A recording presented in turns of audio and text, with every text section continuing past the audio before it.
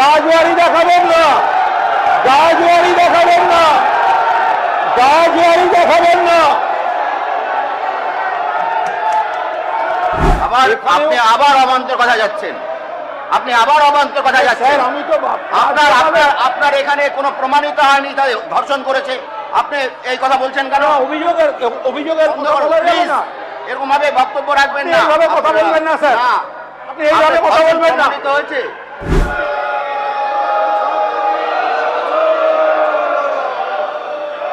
Please please please please please. আমাকে গুরুত্ব দেওয়ার জন্য আপনাদের সকলকে আন্তরিক ধন্যবাদ।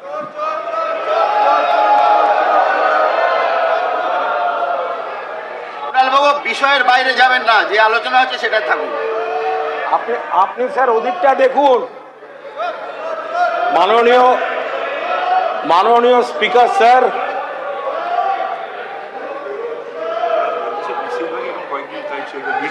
আমি মাননীয় স্পিকার স্যার, বিষয়ে ঠিক থাকুন। রাজ্যপালের ভাষণের উপরে হচ্ছে কথা, আজকে আলোচনা, বাইরের জিনিস টানবেন না। এক হচ্ছে টাইমকে মেনটেন করুন প্লিজ। এবার অনুরোধ করছি মাননীয় শ্রী কুণাল ঘোষ, আপনার 20 মিনিট।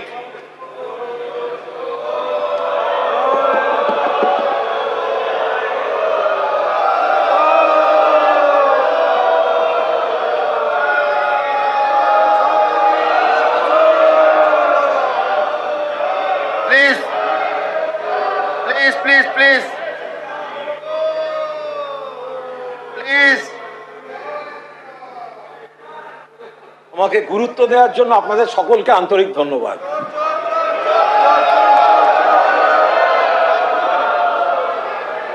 বাবু বিষয়ের বাইরে যাবেন না, যে আলোচনা হচ্ছে সেটা থাকুন। আপনি স্যার ওদিকটা দেখুন। মাননীয় স্পিকার স্যার,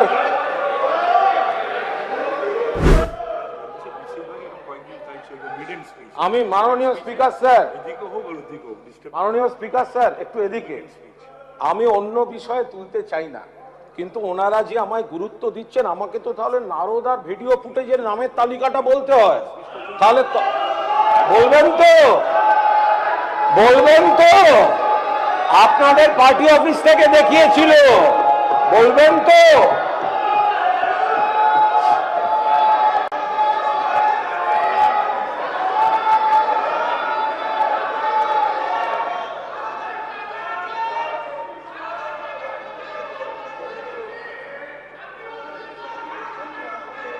বেশ করেছি, বসুন।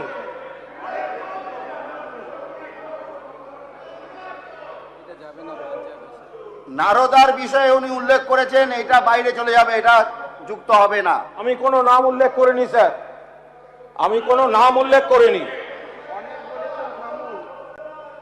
তবে আমি সত্যি, আপনি তো প্রথম বক্তব্য সভা, আমি প্রথমবারের মতো এখানে বিধানসভায় বক্তৃতা রাখতে উঠেছি, প্রথমবার বিধায়ক হয়ে এসেছি। আমি স্পিকার সাহেবকে ধন্যবাদ জানাচ্ছি।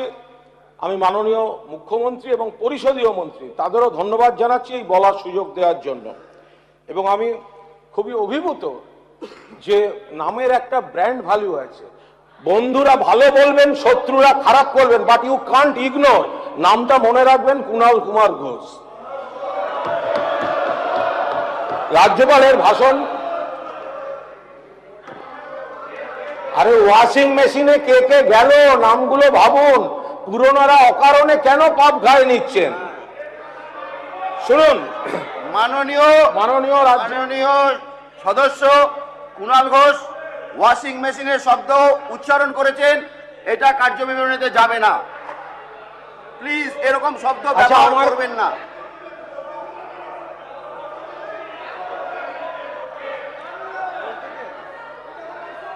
শোভন না, বসেন বসেন বসেন বসেন বসেন বসেন বসেন বসেন। না, অসংসদীয় কথা নয় তো স্যার। আপনাকে একটাই কথা বলছি, এটা রাজ্যপালের ভাষণের বিষয় না। আমরা আলোচনা করছি রাজ্যপালের ভাষণ নিয়ে।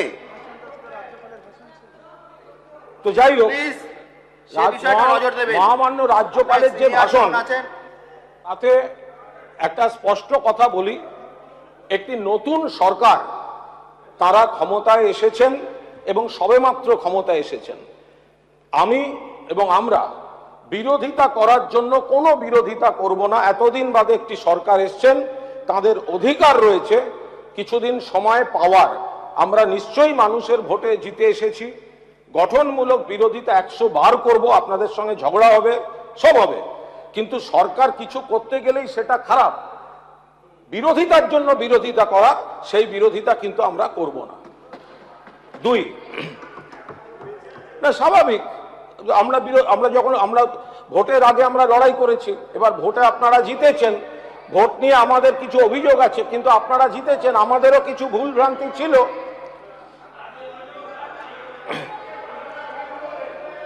স্যার স্যার আমায় যদি ডিস্টার্ব করেন, এরপর যাদের যাদের আমি বলতে দেবো না, আমায় থামাবেন না কিন্তু। গলার জোর একার নেই, গলার জোর একার নেই। আরে এরা স্যার আমায় ভয় পায়, এরা আমাকে ভয় পায়, তাই বলতে দিচ্ছে না। এরা ভয় পায়, এরা ভয় পায়।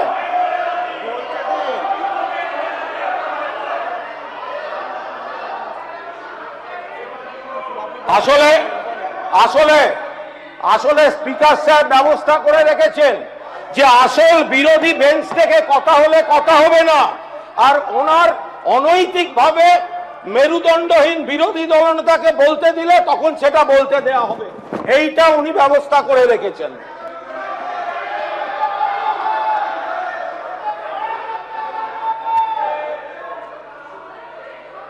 দেখুন স্যার, এই যে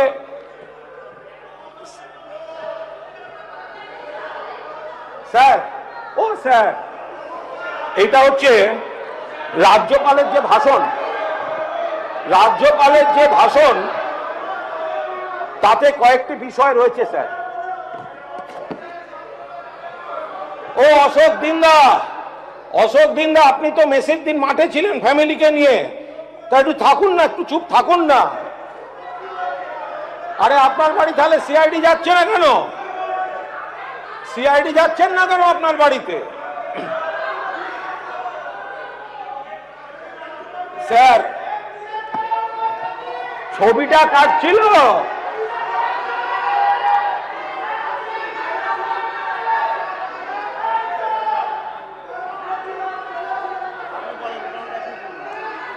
স্যার প্লিজ আপনারা কি বলতে দেবেন না প্লিজ আপনি বলুন।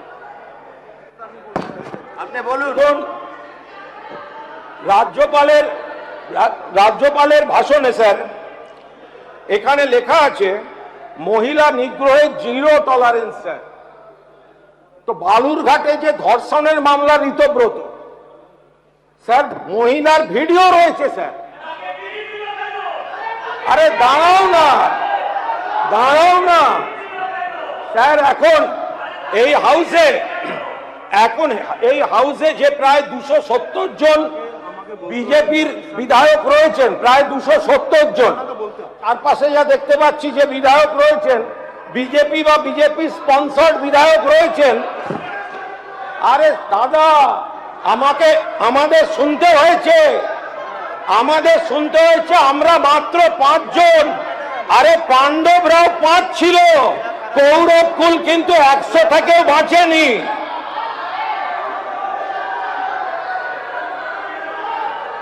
আরে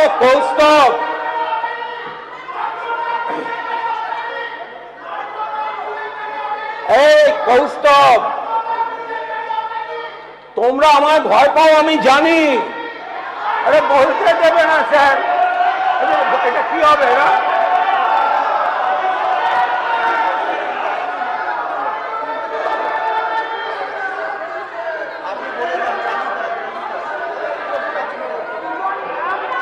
আর আমি তো বাজেট নেই, রাজ্যপাল নিয়ে বলবো।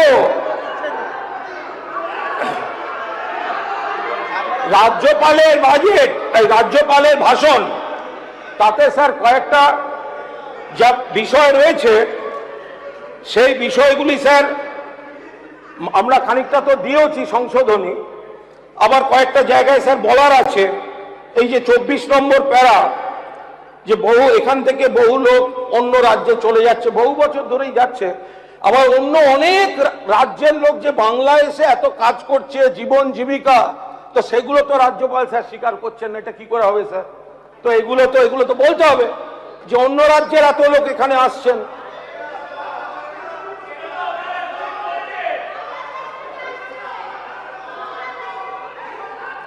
বাংলাদেশ থেকে আসছেন বলে যে প্যারাটা রয়েছে দিদি ভাই, তো সেখানে ত্রিপুরা থেকে ধরা পড়ছে কেন? বিএসএফটা তো অমিত শাহের, বিএসএফটা তো কেন্দ্রীয় সরকারের, ত্রিপুরা থেকে ধরা পড়ছে কেন স্যার? এক সেকেন্ড ত্রিপুরা থেকে ধরা পড়ছে কেন স্যার? এই কথাগুলো বিএসএফ বলবেন না, কেন্দ্রীয় সরকারের, এই কথাগুলো বলবেন না। ত্রিপুরা থেকে ধরা পড়ছে কেন স্যার? একদম চুপ করে থাকুন, গাজওয়ারি দেখাবেন না, গাজওয়ারি দেখাবেন না, গাজওয়ারি দেখাবেন না।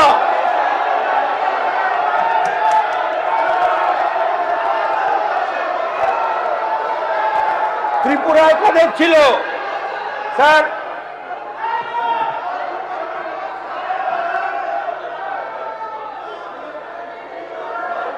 আপনার কাছ থেকে শিখবো না, বসে আছেন, বসে থাকুন।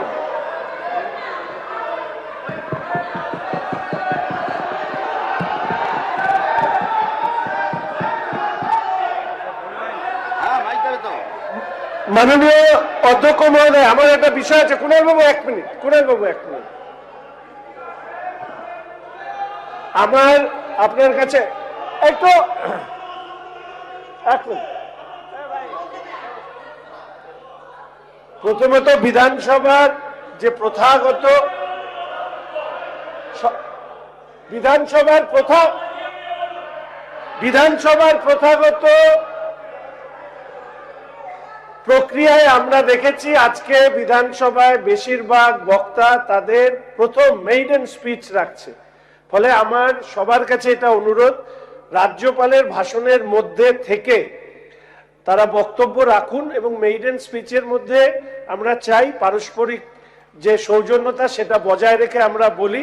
আমি অনুরোধ করব সবার কাছে যে মেইডেন স্পিচে ঠিক দুপক্ষই, শাসক বিরোধী দুপক্ষই তার সৌজন্যতা বজায় রেখে কথা বলুক। 5 বছর বিধানসভা চলবে, অনেকবার বক্তব্য রাখবার সুযোগ আমরা পাবো। আমি কুণাল বাবু সহ আমাদের প্রত্যেকের কাছে অনুরোধ করব, এটা প্রথম যারা স্পিচ রাখছেন তাদের কাছে অনুরোধ রাখবো যে রাজ্যপালের বক্তব্যের মধ্যে থাকুন। ব্যক্তিগত বিষয় টেনে নিয়ে আসা উচিত নয় বলেই মনে করি এবং মেইডেন স্পিচে বাধা না দেওয়া হোক, সেটাই চাই। ধন্যবাদ। আমি তো আমার কথা বলছি, আপনার লোকেদের বলুন বাধা না দিতে।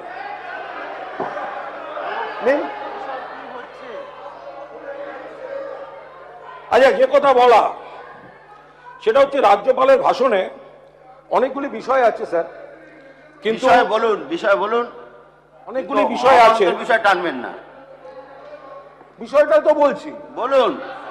আপনি এখানে বিষয়টাই তো বলছি, আপনি তো মাঝ থেকে বাধা দিচ্ছেন। করুন যে তার মধ্যে একটা বিষয় স্যার রাখা খুবই জরুরি ছিল, সেটা যে অন্য রাজ্যগুলোর সঙ্গে উন্নয়নের নিরিখে মাননীয় কেন্দ্রীয় সরকার যে রিপোর্টগুলো দিয়েছেন তাতে বহু ক্ষেত্রে নিশ্চয়ই আমাদের আগের সরকারের ভুল ত্রুটি কিছু নিশ্চয়ই ছিল, বাট যেগুলো ক্ষেত্রে ভালো কাজ হয়েছে সারা দেশের মধ্যে ইতিবাচকভাবে প্রথম দ্বিতীয় সেগুলো পশ্চিমবঙ্গ সরকার পেয়েছে, সেই উল্লেখগুলো থাকলে ভালো হতো। যে কেন্দ্রীয় সরকারের কত টাকা বকেয়া, কেন্দ্রীয় সরকারের বিভিন্ন স্কিম থেকে কত টাকা বকেয়া, সেইগুলো তো রাজ্যপালের ভাষণে থাকা উচিত ছিল। করবেন না বক্তব্যে। আর একটা হচ্ছে যে সেগুলো তো রাজ্যে যদি না থাকে, আর আমরা অন্য রাজ্যে যে যে বিপদগুলো মহামান্য রাজ্যপাল সত্যিই বলেছেন, দেখুন আপনাদের রাজ্যপাল, আমাদের রাজ্যপাল যদি ভালো যেগুলো বলে থাকেন, আপনাদের সরকার যেগুলি ইমপ্লিমেন্ট যদি করেন, সে তো 100% ভালো কথা, সবার লাভ হবে। আমাদের বক্তব্য হচ্ছে যে ধরুন বিজেপি সরকার পশ্চিমবঙ্গেই হয়েছে, এটা তো নয়, অন্য রাজ্যেও আছে। ফলে উন্নাও, হাতরাস, প্রয়াগরাজ এগুলো তো আমরা দেখেছি।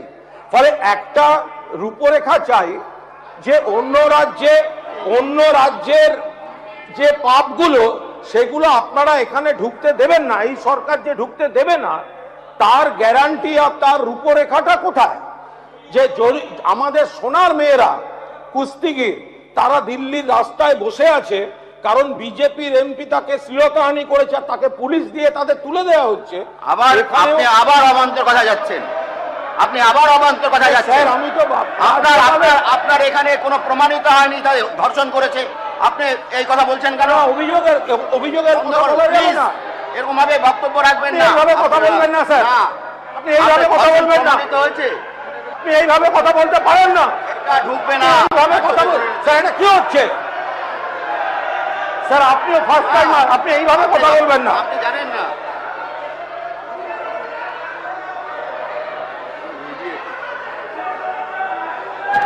স্পিকার এইভাবে কথা বললে কি আমি রসগোল্লা খাবো না? বলেন।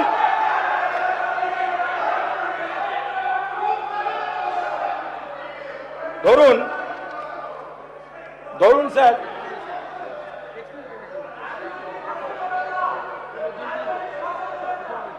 রাজনৈতিক ভাষণ দিচ্ছি না, এখানে ধর্ষণের শব্দ আসে, রাজনৈতিক ভাষণ দিচ্ছি না। আর একটা কথা হচ্ছে একটু আগে আপনাদেরই বক্তা কোন তৃণমূল বলে একটা আইডেন্টিটি নিয়ে প্রশ্ন তুলেছেন, সেটা কিন্তু রাজনীতি ছিল না। তখন কিন্তু কেউ বলেননি রাজনৈতিক ভাষণ দেবেন না, তখন কিন্তু একজন বলেছেন আপনি বাড়ি গিয়ে গজগজ করুন। এবার তখন কিন্তু ছিল না। আমি আপনাদের পরিষ্কার বলে দিই যে হ্যাঁ, আপনারা যে স্বচ্ছতার কথা বলেছেন, আপনারা যে দুর্নীতি অন্যান্য নারী নির্যাতন নিয়ে যে রাজ্যপালের ভাষণে কথা বলেছেন, আমরা আশা করব যে যারা আপনি যখন কোয়েশ্চেন করবেন আপনার কোর্টে আসুন, এত ইচ্ছা থাকলে কোর্টে আসুন, ডেটে আসুন। আরে কোর্টে আসুন না, কে বারণ করেছে? প্লিজ আরে আসুন না, এত আগ্রহ থাকলে কোর্টে আসুন। আমার বক্তব্য হচ্ছে স্যার, আপনারা যখন এতখানি সততা স্বচ্ছতার কথা বলেছেন, আমরা নানা অভিযোগ ফেস করেছি ইত্যাদি ইত্যাদি, তাহলে আপনার আশীর্বাদে যে শিবির তৈরি হয়েছে সেখানে যদি কারুর বিরুদ্ধে এনআইএ গিয়ে থাকে, কৃষি জমি দখলের অভিযোগ থাকে, বেআইনি নির্মাণের অভিযোগ থাকে, মার্ডার কেস থাকে, ইডি গিয়ে থাকে, তাদের বিরুদ্ধেও তদন্তটা চলবে তো স্যার? আপনার রাজ্যপালের ভাষণ বলছেন নারী নির্যাতন রুখবেন, দুর্নীতি রুখবেন, আর আপনার অনৈতিকভাবে নিয়োগ করা যাদের সঙ্গে স্যার এখনো হাতের আঙুলের কালি যায়নি। আমি খারাপ হতে পারি, আমরা হেরে যেতে পারি, কিন্তু আমি বেঈমান নই, আমরা বেঈমান নই। ফলে যা বলছি বুকে চিৎকার করে বলছি, হাতের আঙুল থেকে এখনো কালি যায়নি। আর রাজ্যপাল তার ভাষণে অনেক ভালো কথা আছে। আমাদের ভিডিও ভালো লাগলে লাইক এবং শেয়ার করুন, কমেন্ট সেকশনে গিয়ে জানান আপনাদের মতামত। আরও ভিডিও পেতে আমাদের চ্যানেল সাবস্ক্রাইব করুন এবং প্রতি মুহূর্তে খবরের আপডেট পেতে প্রেস করুন বেল আইকন।